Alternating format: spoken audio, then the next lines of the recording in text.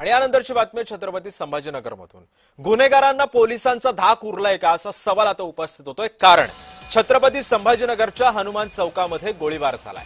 दोन गटातील वादानंतर तरुणाचा हवेमध्ये गोळीबार करण्यात आला। गेल्या 72 तासांमध्ये 3 मोठ्या गुन्हेगारीच्या घटना घडल्या।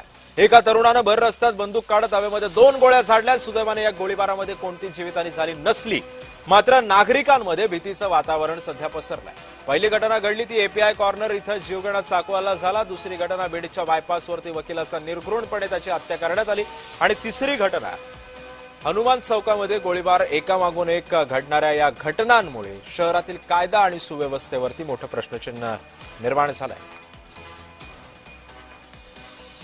आणि या संदर्भामध्ये अधिक माहिती जाणून घेऊयात। माझा सहकारी विजय चिडे सध्या आपल्या सोबत आहे। विजय, काय चाललंय संभाजीनगरात? गेल्या 72 तासामध्ये 3 मोठ्या घटना घडलेल्या आहेत। पोलीस काय करतात? पोलिसांच्या कार्यक्षमतेवरती सध्या प्रश्नचिन्ह उपस्थित होत आहे। कसा आवर घालणार आहे या गुन्हेगारांना?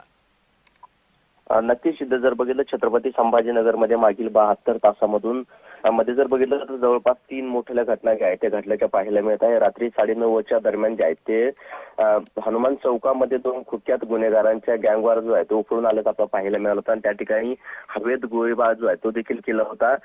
पवन अनिल देवेकर असं या हवेत गोळीबार करणाऱ्या आरोपीचं नाव आहे। तर इतर त्याचे साक्षीदार देखील त्या ठिकाणी होते। निवडणूक रॅलीमध्ये मिरवणुकीमध्ये स्वतःचे फोटो वापरले आणि छत्रपती संभाजीनगरमध्ये जर बघितलं तर अनेक गँग ज्या आहेत त्या तयार झालेल्या आहेत।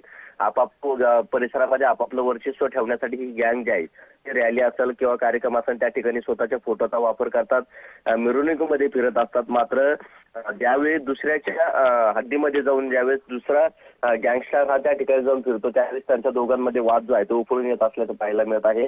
हा देखील त्याच प्रकार जो आहे तो समोर आलेला आहे। आंबेडकर जयंतीमध्ये दिवेकरच्या काही साथीदाराने दुसऱ्या परिसरामध्ये जाऊन त्या ठिकाणी जयंतीमध्ये डान्स केला आणि त्या ठिकाणी त्याचे फोटो देखील वापरले होते। त्यावरून संपूर्ण वाद जे आहे ते पेटला, जे सध्या समोर माहिती आलेली आहे। ह्या 2 गटामध्ये बाचाबाची झाल्यानंतर त्या ठिकाणी दिवेकर याने थेट पिस्तूल काढत थेट हवेत गोळीबार देखील झाडली होती। 2 गोळ्या ज्या आहेत त्या हवेत झाडल्या होत्या। यामुळे संपूर्ण परिसरामध्ये भयभीतीचं वातावरण निर्माण झालं होतं। पोलिसांनी वेळेस त्या ठिकाणी जाऊन दाखल झाले। संपूर्ण घटनेची जी आहे ती देखील माहिती घेतलेली आहे। आरोपीचा शोध जो आहे ते सध्या पोलीस घेत असल्याचं पाहायला मिळत आहे। मात्र सध्या छत्रपती संभाजीनगरमध्ये कायदा सुव्यवस्थेचा प्रश्न जो आहे तो ऐरणीवरती आल्याचा पाहायला मिळत आहे।